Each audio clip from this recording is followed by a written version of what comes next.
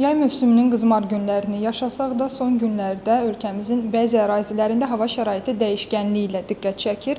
Qeyri-sabit hava şəraiti növbəti günlərdə də davam edəcəkmi? Ümumiyyətlə, qarşıdakı günlərdə bizi necə hava şəraiti gözləyir? Bu sualların cavabını Milli Hidrometeorologiya Xidmətinin Hidrometeoroloji Proqnozlar Bürosunun direktoru Gülşad Məmmədovadan öyrənəcəyik. Buyurun Gülşad xanım. Salam, hər vaxtınız xeyir olsun. Bəli, çox doğru qeyd elədiniz. Artıq bir neçə gündür ki, ölkə ərazisində qeyri-sabit yağıntılı hava şəraiti müşahidə olunur.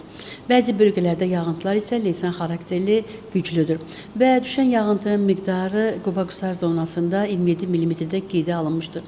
Belə hava şəraiti bir neçə günə davam edəcək. Belə ki, yağıntılı hava şəraiti fasilələrlə olacağı gözlənilir. Ayrı-ayrı yerlərdə yağıntıların leysan xarakterli intensiv olacağı, xüsusən də Dağlıq Dağ rayonlarda isə yağıntıların bir qədər də 14-də güclənəcəyi ehtimal olunur.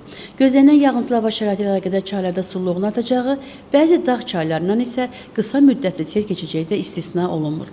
Və havanın maksimal temperaturu Aran rayonlarında 32-37, dağlıq ərazilərdə isə 20-25 dərəcəsində olacaq. Eyni zamanda Bakıda və Abşeron yarımadasında da bugün və yaxın 2 gün ərzində əsasən yağmursuz hava şəraiti proqnozlaşdırılır. Mülayim şimal-qərb küləklərinin üstünlüyü müşahidə olunacaq. Havanın maksimal temperaturunun 31-36 dərəcədən yüksək olacağı gözlənilir.